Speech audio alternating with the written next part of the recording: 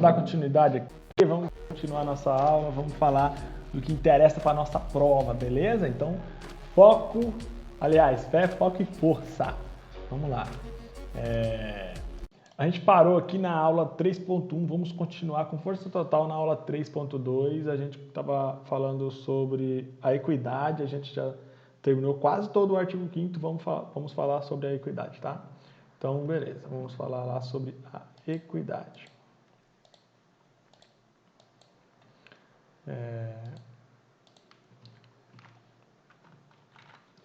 Equidade, está aqui, ó, equidade, tá? Então, o que seria a equidade? A equidade é quando o juiz, né, é um método de interpretação no qual o juiz ele vai utilizar o seu senso comum, vai utilizar o seu...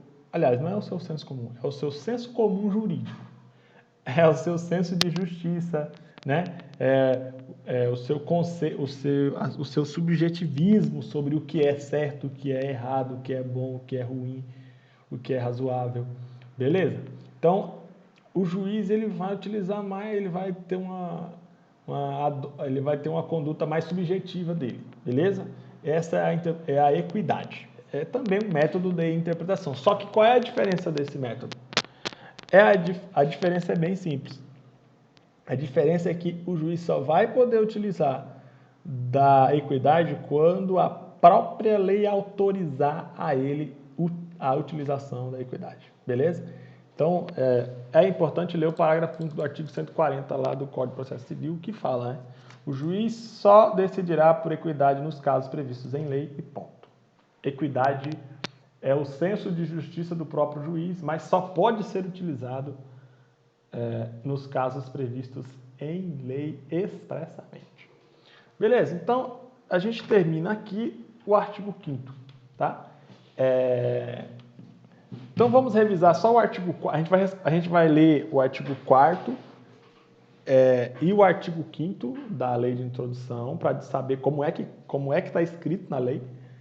Só que antes vamos fazer uma revisãozinha rápida sobre o artigo 4º e sobre o artigo 5º, tá? Beleza. Então, o artigo 4º, ele fala sobre o que o juiz tem que fazer quando a lei for omissa, ou seja, não existir lei. Então, o juiz tem que fazer 3 coisas. Ele vai aplicar a analogia, se não resolver o problema, aí sim que ele poderá aplicar, existe uma ordem, tá? Aí sim que ele vai poder aplicar os costumes. Tem três formas de costume. O costume praeter legem, o costume secundum legem e o costume contra legem. O costume contra legem não pode ser aplicado porque é o costume contrário à lei, exemplo, pirataria. Beleza. E tem o costume praeter legem e o costume secundum legem. O costume praeter legem não está previsto na lei e a lei não faz nenhuma referência, nem a mínima referência ele não faz. Exemplo, fila de lotérica, cheque pré-datado. O costume secundum legem não está previsto na lei, só que a lei faz uma referenciazinha mínima lá, né? Como o caso do pagamento adiantado de aluguel. Nós pagamos adiantado aluguel porque é um costume da localidade, em várias localidades brasileiras, é um costume. Aqui em Manaus é um costume. Eu mesmo pago o aluguel adiantado. Só que na lei está falando assim, ó, o aluguel tem que ser pago depois que for usado bem. Eu usei um mês, pago um mês. Usei o segundo mês, pago o segundo mês. Beleza? É assim que está na lei. Só que a lei fala assim, ó, eu uso, depois eu pago, ou então eu vou ter que pagar de acordo com o costume da localidade. Então, a lei não falou qual é o costume, mas ela falou que o costume da localidade pode ser aplicado nesse caso. Beleza? Então, o costume secundum legem não está totalmente previsto em lei. Ele só tem uma referenciazinha lá na lei. A lei está falando que ele pode ser aplicado ali, mas a lei não fala qual é o costume. Ok? Beleza. A gente já viu isso detalhadamente nas aulas anteriores. E os princípios gerais do direito? Os princípios gerais do direito são normas que são tão gerais que eles são aplicáveis não só em um ramo jurídico, eles são aplicáveis em vários ramos jurídicos, né? Tanto no direito civil, no tributário, no administrativo, no empresarial, enfim, ambiental e vários, processual civil, processual penal e etc. Tá? Exemplo, boa-fé objetiva, né? Vedação contra o comportamento contraditório, venire contra factum próprio. esse princípio ele é aplicável em diversos ramos jurídicos e não só no direito civil. Outro exemplo, dignidade da pessoa humana. Ele é aplicado no direito constitucional, ele é aplicado no direito penal, ele é aplicado no direito ambiental, ele é aplicado no direito consumidor, ele é aplicado no direito civil, enfim. Existe vários ramos jurídicos que a dignidade da pessoa humana é aplicada. Então, por isso, a dignidade da pessoa humana ganhou o status de princípio geral do direito. Ok, então, existe uma ordem a ser seguida. Se não tiver lei, se tiver a lei, eu aplico a lei. Beleza? Se tiver lei, eu aplico a lei com esses critérios que eu ensinei aqui, ó, literal, teleológico, sistemático, histórico, ampliativo, restritivo e equidade. Beleza? Se tiver lei. Se não tiver lei, aí eu vou aplicar analogias, costumes ou princípios gerais do direito. Exatamente nessa ordem aqui, ó, tá? Isso aqui não precisa ser aplicado em ordem. Isso aqui, ó, que eu estou marcando aqui, tá? Isso aqui precisa, ó. Analogia, costumes e princípios gerais do direito tem que ser seguida essa ordem. Tá. Então, depois a gente passou a estudar o artigo 5º. O artigo 5º, ele fala sobre o que o juiz deve fazer quando tem uma lei, né? E na aplicação da lei ou do direito pelo juiz, o juiz tem que levar em consideração os fins sociais, isso aí é a interpretação teleológica, e as exigências do bem comum, beleza? E, além disso, existem outros métodos, né? Primeiro método, interpretação literal ou gramatical. O juiz vai analisar apenas o que está escrito na lei. Exemplo, artigo 5º, inciso 67 da Constituição Federal, prisão do depositário infiel. Se o juiz for interpretar literalmente o que está lá naquele inciso, tem que prender o depositário infiel. Beleza? Tranquilo. Só que não é essa bem a interpretação mais adequada ali para o artigo, tá? Ok. Interpretação teleológica. Interpretação teleológica eu vou levar em consideração as finalidades sociais da lei. Beleza? O exemplo mais claro que eu citei foi a Lei de Alimentos. O artigo 1º da Lei de Alimentos, a interpretação literal diz que o bem do casal é um bem de família, né? Só que, na verdade, não é essa a interpretação. Você tem que ampliar, você tem que interpretar teleologicamente, tem que interpretar sistematicamente. Você não pode fazer a interpretação literal. Então, não é só o bem do casal, o bem do cara que mora sozinho também é bem de família. Mas não está escrito isso na lei, tá? É uma interpretação teleológica. Tá. Interpretação sistemática. Eu não vou levar em consideração apenas o artigo que eu estou lendo. Eu vou levar em consideração todos os outros artigos da lei e todos os outros artigos de todas as outras leis. Beleza? A interpretação sistemática seria isso. Interpretação histórica. Eu vou levar em consideração o que estava passando o Brasil na época que a lei estava sendo votada. Beleza? Tranquilo? Isso é interpretação histórica. Então, eu vou ir lá na época que a lei foi votada e vou saber o que o Brasil estava passando ali para eu identificar os motivos daquela votação, por que aquela lei foi criada, etc, etc.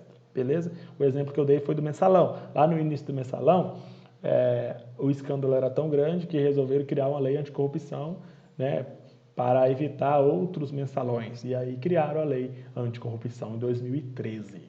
Beleza? E o que seria interpretação ampliativa ou extensiva? Seria dizer que o alcance da lei é maior do que está escrito nela. Beleza? Artigo 1º da Lei de Alimentos, a Lei 8.009, é o exemplo mais concreto que eu te dei, né, que eu te passei aqui antes, e eu vou repetir. Quando o artigo 1º diz que o bem de família é do casal, isso aí é a interpretação literal. Quando eu amplio o alcance desse artigo para dizer que também inclui o bem do cara que mora sozinho, aí eu estou ampliando o alcance da lei. E aí a interpretação é ampliativa ou extensiva, beleza? Tá. Restritiva é o contrário. Eu vou pegar o texto de uma lei que falou várias coisas e eu vou dizer, não, na verdade só está falando metade do que está falando aí. A outra metade não pode ser aplicada, não. Beleza? Então, é exatamente o inciso 67 do artigo 5º da Constituição Federal, né? Esse inciso fala que o devedor de alimentos pode ser preso e o depositário infiel também pode ser preso. Só que eu tenho que restringir isso aí. De acordo com o Supremo, eu tenho que restringir para dizer que, na verdade, só o devedor de alimentos que pode ser preso. O depositário infiel não pode ser preso, por força do Pacto de São José da Costa Rica, artigo 7º, inciso 7. Artigo 7º, item 7 do Pacto de São José da Costa Rica. Beleza? E a equidade, o que seria a equidade? Seria o juiz aplicar a lei baseando-se no seu senso de justiça, né? E é possível? É, desde que a própria lei autorize ele a fazer esse tipo de interpretação, esse tipo de aplicação da norma. Beleza? Então é isso. O que nós devemos saber sobre o artigo 4º e o artigo 5º. Agora vamos ler o artigo 4º e vamos ler o artigo 5º. Vamos lá.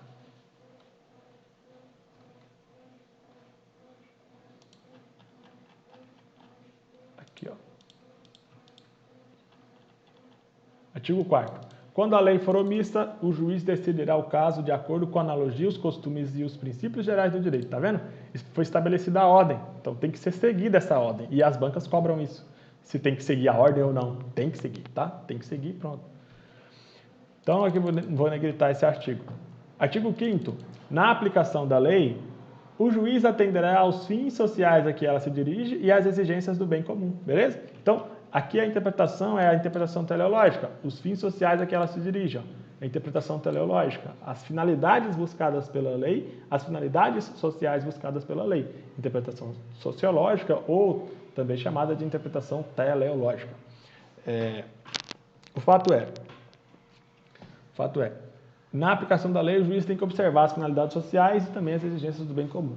Só que a interpretação da lei, existem várias outras técnicas que a gente já aprendeu, gramatical, sistemática, não só teleológica, né? Tem a gramatical, a sistemática, a histórica, a ampliativa, a restritiva, a equidade, etc, etc, etc. Beleza? Tranquilo? Então, o artigo 4º e o artigo 5º, ele pode cair assim na prova, tá? Esses dispositivos aí, ó, podem cair desse jeito na prova, tá bom? Beleza? Agora o que a gente vai fazer? A gente vai para o que interessa, doutores. Vamos responder as questões, todas as questões cobradas pela CESP. Temos 17 minutos para responder essas questões. Vamos lá. Deixa eu só preparar aqui.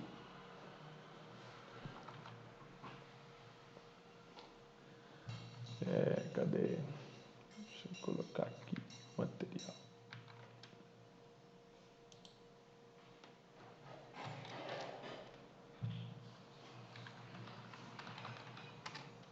Só um momento, tá? Tô quase terminando aqui.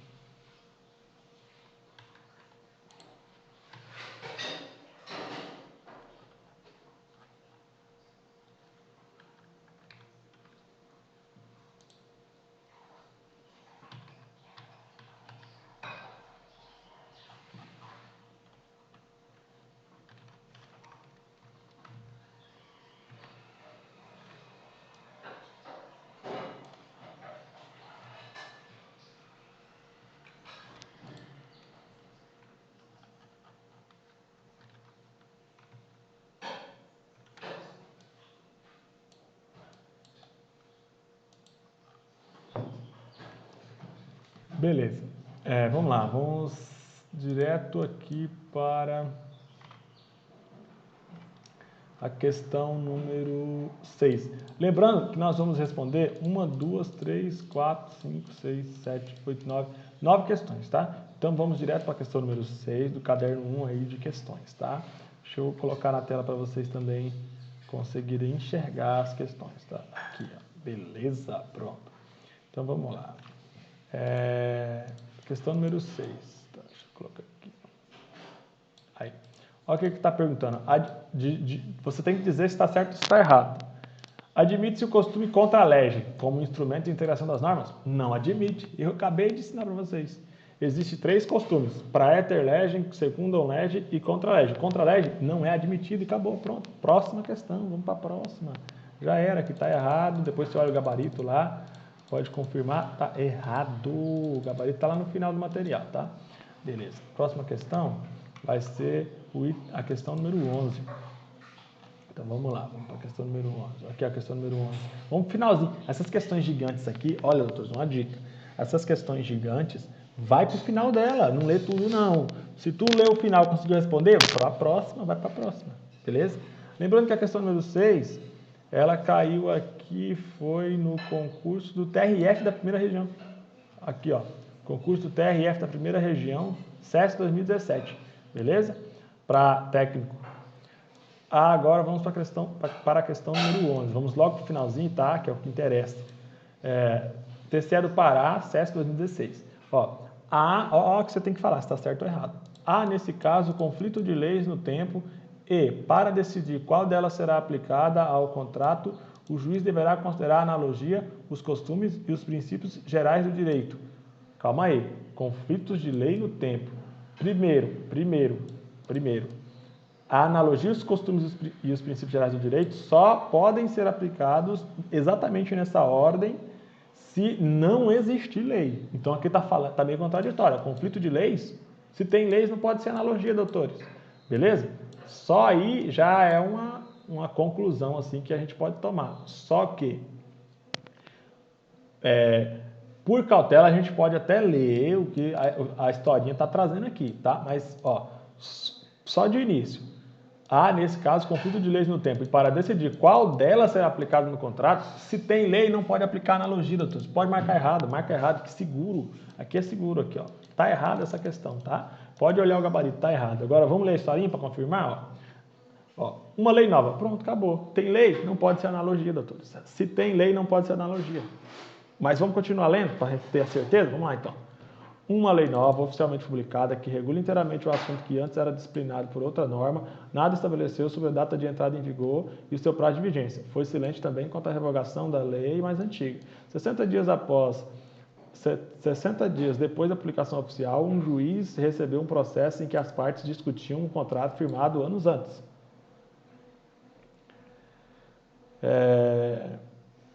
Com base na lei antiga. Beleza. O contrato foi feito na lei antiga, depois veio uma lei nova, revogou a lei antiga, né? Acerca dessa situação hipotética, julgue o item subsequente, considerando a lei de produção. Beleza. Há, nesse caso, conflito de lei no tempo e para decidir... Há conflitos de lei no tempo? Tem duas leis ali, conflitos de lei no tempo. Beleza, há conflitos de lei no tempo. Tá certo, até aqui. Para decidir qual das leis será aplicada ao contrato, o juiz deverá considerar a analogia, os costumes e princípios de direito? Errado. Por quê? Porque é como eu disse no começo. Analogia, costumes e princípios de direito só serão aplicados quando não tem lei. E no caso tem duas leis. Então não vai ser aplicado nem a analogia, nem os costumes, nem os princípios de direito. Então tá errado, a questão tá errada, a questão 11 tá errada, vamos para a próxima. Questão 16, tá? Vamos para a questão 16. Olha a questão 16, cadê? Questão 16, TJ do Sergipe, 2014, né? Técnico também. A interpretação teleológica. A gente acabou de estudar o que é interpretação teleológica, né? Vamos ver. A interpretação teleológica consiste na análise da norma de forma contextual, com a comparação entre os dispositivos do próprio texto legal e outros diplomas normativos. Não tem nada a ver com interpretação teleológica. A gente acabou de aprender. Interpretação teleológica ou sociológica é levar em consideração, é a interpretação na qual o intérprete leva em consideração as finalidades buscadas pela lei, as finalidades sociais buscadas pela lei e os avanços da sociedade. Isso não tem nada a ver com o que está escrito aqui. O que está escrito aqui, na verdade, é a interpretação sistemática. A interpretação sistemática não levar em consideração só o artigo que eu estou lendo, é levar em consideração o artigo que eu estou lendo, todos os demais artigos da norma e todos os outros artigos de todas as outras normas. Beleza? Então, interpretação sistemática é o que está escrito aqui na questão. O que fizeram? Pegaram o conceito de interpretação sistemática e mudaram aqui para onde está teleológica, estava sistemática. Aí colocaram teleológica, está errado. Então, está errado aqui o item da questão 16. A interpretação teleológica consiste na análise da norma de forma contextual, com a comparação entre os dispositivos do próprio texto legal e outros dispositivos normativos, diplomas normativos. Errado. Isso não é interpretação teleológica, isso seria interpretação sistemática. Beleza? Então está errada a questão 16 está errada, depois você olha o gabarito. 27, vamos para a questão 27. A questão 27 está lá no outro caderno, tá? No caderno número 2, né? Vou colocar aqui caderno número 2.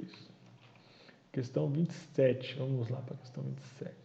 Ó, a interpretação sistemática, olha aí, cobrou a interpretação teleológica, agora está cobrando a interpretação sistemática. Antes era no TJ do Sergipe, agora é o TJ de Roraima, 2012, CESP.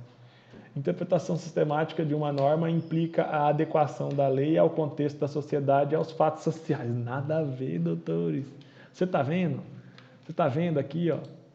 Isso aqui é a interpretação sociológica ou teleológica.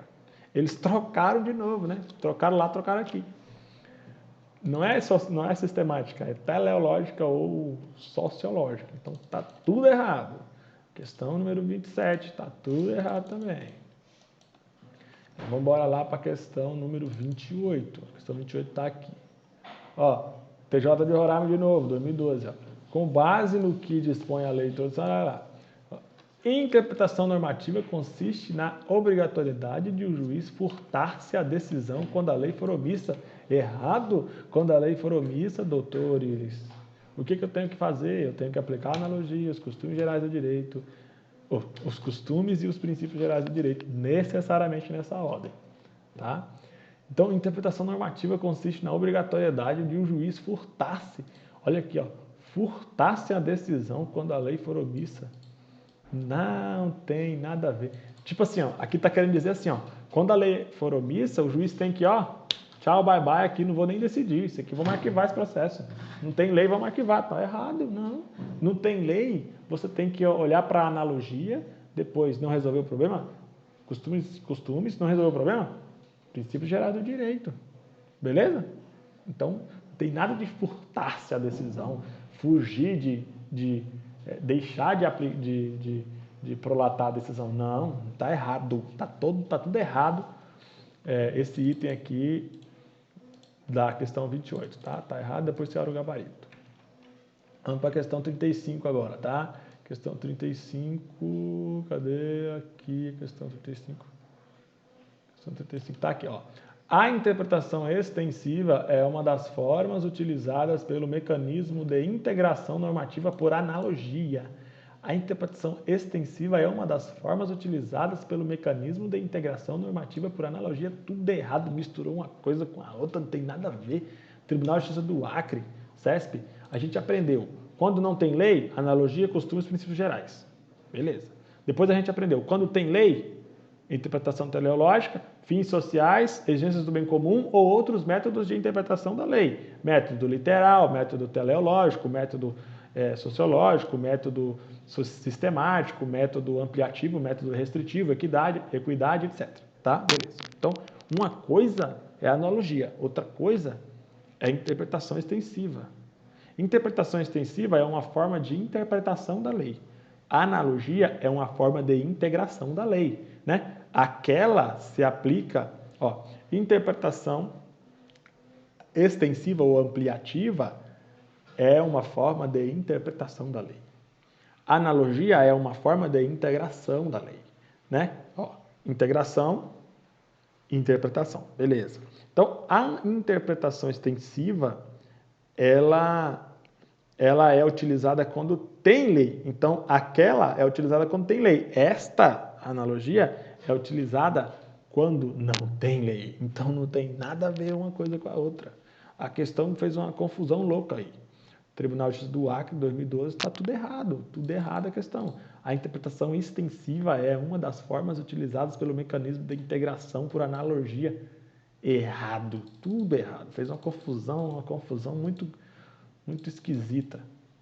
Tá? A questão 35 está errada, depois é só olhar o gabarito, doutores.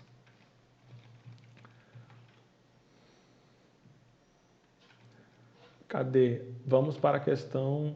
Cadê a questão? Aqui. A questão 36. Questão 36, depois a questão 40.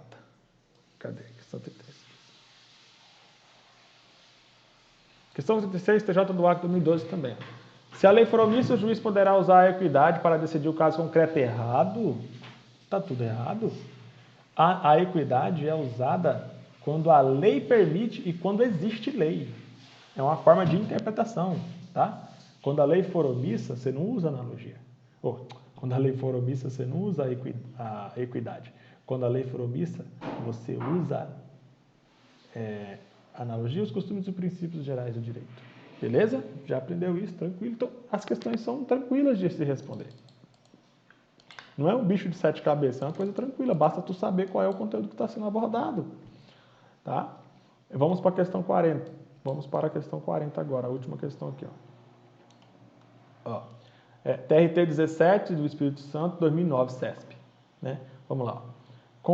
Caso o juiz não encontre nenhuma norma aplicável a determinado caso concreto, deverá proceder à integração normativa. Exatamente isso. Né? A integração normativa é nada mais, nada menos do que aplicar as formas de integração do ordenamento jurídico. Primeiro, analogia, depois costumes, depois princípios gerais do direito, artigo 4º da Lei de Introdução. Beleza. Então, essa questão aqui, 40, está corretíssima. Beleza? Tem até o gabarito aqui, ó. Questão 40 correta. Ok? Então, assim a gente termina todas as questões cobradas pela CESP sobre o artigo 4º e sobre o artigo 5º. Beleza? Então, tanto sobre o artigo 4º quanto sobre o artigo 5º, todas as questões foram abordadas agora, tá? Então, perceba, doutores, que nós já respondemos questões do artigo 1º, do artigo 2º e do artigo 4º. O artigo 1º, a importância dele é uma escala de 28%. 28% das questões cobradas pela CESP é o artigo 1º. Aí o artigo 2º é 20% das questões. O artigo 4º é 18% das questões, tá? 18% das questões. Agora, tem outros artigos que são cobrados na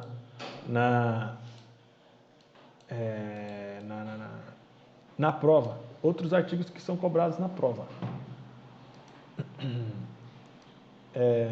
O artigo 6º, ele é cobrado... O artigo 6º, ele é cobrado 10% em 10% das questões. O artigo 7º é cobrado em 10% das questões também. O artigo 9º, 2%. O artigo 10, 2%. O artigo 13, 2%. O artigo 14, 2%. O artigo 15, 2%. E a ementa da lei, né, que a gente já estudou a ementa da lei, que antes era LIC, depois passou a ser Lindebe, a ementa também é cobrada em 2% das questões, tá? 2% das questões, aquele conhecimento que eu te ensinei no início, ele é cobrado em 2% das questões, ok? Então, a gente já estudou o artigo 1º, o artigo 2º, né, o artigo 3º, o artigo 4º, o artigo 5º, a gente vai estudar o artigo 6º, depois o artigo 7º, depois o artigo 9º, depois o 10, o 13, o 14 e o 15. E aí a gente termina o estudo da lei de introdução, porque esses são os artigos que já caíram e provavelmente irão cair de novo, tá? E aí a gente vai ter que estudar só esses artigos. Depois, mais para frente, se sobrar tempo, a gente estuda os outros artigos da lei. Beleza? Então, eu vou fazer o seguinte, vou fazer uma pausa aqui e daqui a pouco a gente volta para a gente falar sobre o artigo 6º e o artigo 7º da lei de introdução e responder as questões sobre esses artigos, ok? Beleza, então. Então, vou finalizar os nossos apontamentos.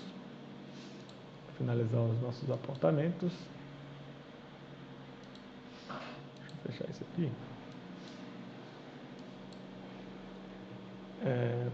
Então, daqui a pouco a gente volta para a gente falar sobre o artigo 6º e sobre o artigo 7º em diante, tá bom? Beleza? Então, obrigado por estar conosco e até daqui a pouco.